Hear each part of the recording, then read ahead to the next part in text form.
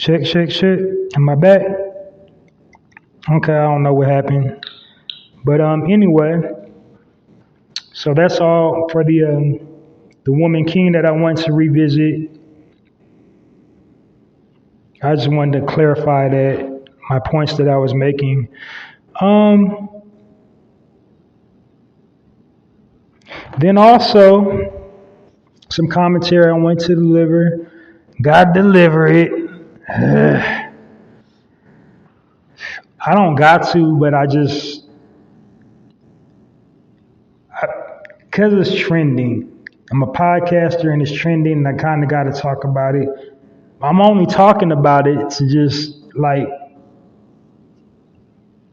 reveal why we shouldn't be talking about it. But Kanye West, like,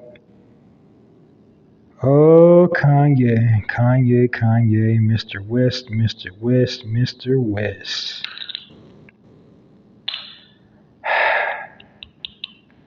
See, I dedicate this platform to not dragging people and roasting people and talking about people, but Kanye,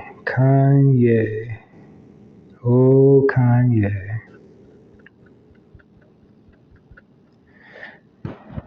I get it. I kind of halfway get it. He's a nonconformist. Like he lives and breathes to prove his points about him not conforming to what's quote unquote normal. He wants to be the opposing view. He wants to always have the opposing view. He always wants to be seen in public. He always wants to just be like, look at me, I'm Kanye, I'm Kanye. Like, I remember seeing a meme of Kanye. In the meme, the quote, the caption was, this N word, yay, the only N word I know that can wear a shirt, a picture of a shirt with a picture of a shirt of him wearing a shirt. They got a picture of him on the shirt because it was funny. They had the meme like he had a shirt, a T-shirt with him, his picture on it of him wearing a T-shirt. Like that's the type of stuff he be doing. So I get it. People want to give him the out of mental health issues. Yeah, I believe he's not mentally stable. He is exhibit and displayed mental health, um, a gamut of mental health issues. Even before Kim K, when he was still like on his first album, he exhibiting and displaying that type of behavior even when he was on Rockefeller. So it's not nothing new. Like everybody in the industry knows, he's a little different. Now, if he was Caucasian, they would call him eccentric. But because he's an original man, he's crazy. But he's not so crazy because he has these moments of sobriety. He's very articulate. He's very calculating with his steps. So he kind of knows what he's doing. Like he'll do some nutball stuff and then be like, it'll be just like a little snowball effect. It'll be like he'll do something messed up with his hair. Like he'll just do something crazy, like, I don't know, bleach it, dye it, kind of cut it, and then not cut it, and then halfway cut it, then say, I'm going to go to the barber shop, now I'm going to do it. And then just be looking like all confused, like, nobody's judging him, but you know better than to wear a shirt like that, bruh. You know damn well, you know better than to put that shirt on what that symbolizes. And then Candace Owens, we already know what she's about. Like I said, she's just a big distraction. She's a finesse. She know her doggone hair is nappy underneath that wig. She know her public hair is nappier than the hair on top of her head. So come on, knock it off. You don't have to finesse and play the game to get the bag. That's kind of what my platform is dedicated to. You don't have to finesse to get the bag. You don't have to play, you know. You don't have to be a coon to get ahead. You don't. You don't have to coon and buffoon to get ahead.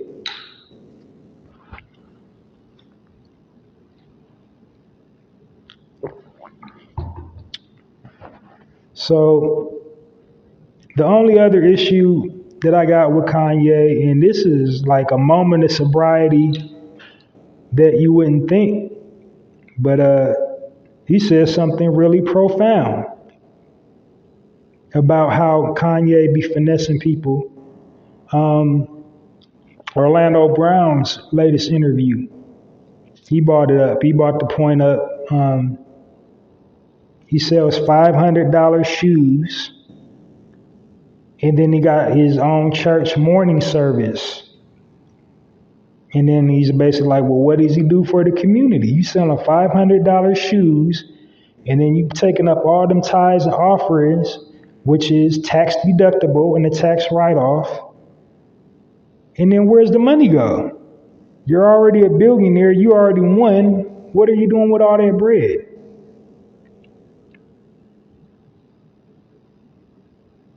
You see what I'm saying? That's what irritates me about Kanye. It's like he says all these profound things. He's so astute and learned about the cause and, you know, our plight. But then he takes the money and goes over to the Europeans. He's measuring his success based off famous Europeans. Like, I want to be like Donald Trump. I want to be like the Medici family. I want to be like Walt Disney. Why can't you just be like somebody great that's an original person? Why is your measuring stick Europeans? Why is your measuring stick for excellence Europeans? And then another point, why isn't, you know, the Yeezy brand being, you know, constructed with prison labor? Like, why can't you give your brothers and sisters that's incarcerated the opportunity to assemble your shoe? Why are you giving it to like people overseas? Then you're from Chicago, Illinois. You got a goddamn compound, man. A compound. Like in Chicago, there should be, you got enough bread for a vocational skills training center on every single side of Chicago. You got enough bread for, you know, the arts. You're a real artistic person. You got enough bread to have a school for performing arts on every single side of Chicago. Why are you, like, you know, just abandoning your people? Explain it to me. I know you can't do everything. Tyler Perry can't do everything. Jay-Z can't do everything. Beyonce can't do everything. Diddy can't do everything. I get it. Can't do everything, but you can do something. I know you have done some things, but you know what's going on in your city, bruh.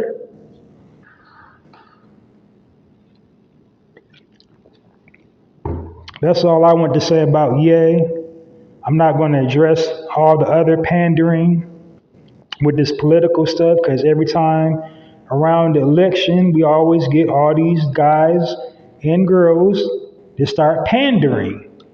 And we know who they are, and I'm not going to address it.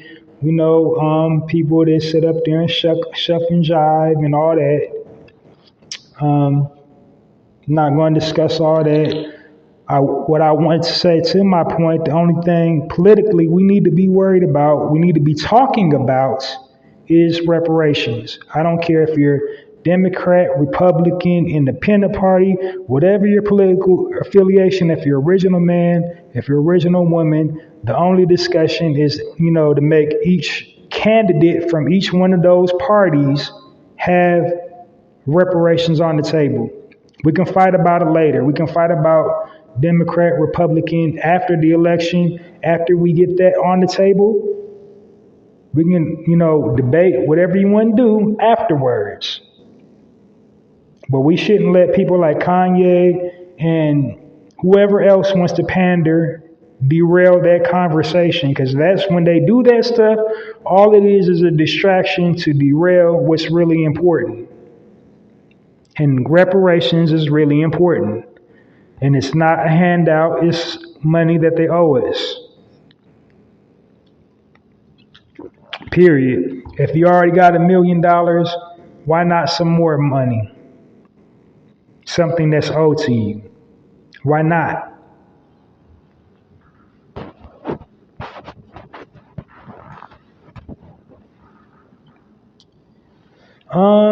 What else did I want to touch on?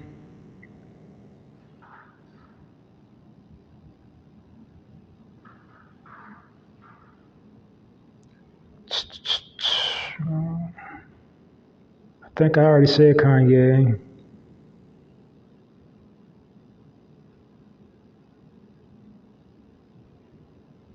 Yeah, I think I'm all talked out, guys. I try to keep it short, brief, and to the point. I didn't mean to go on a super duper long tangent about Mr. West. But the brother got some amazing attributes. It's just like little things like that that just kind of irritate me about him. But I didn't want to turn it into that. I'm going to put a pin in it here. So thank you for tuning in to the Narrative Podcast.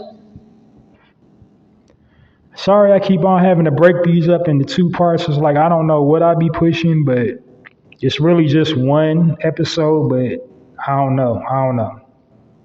It's a me thing. It's not the platform I'm on. I be pushing something. I don't know what the heck I be doing.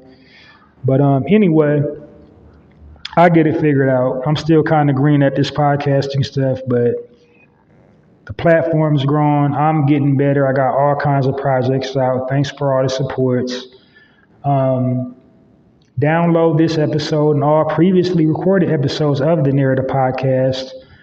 To ensure you never miss me when I'm live, you can subscribe to my YouTube channel, Halsey Allen.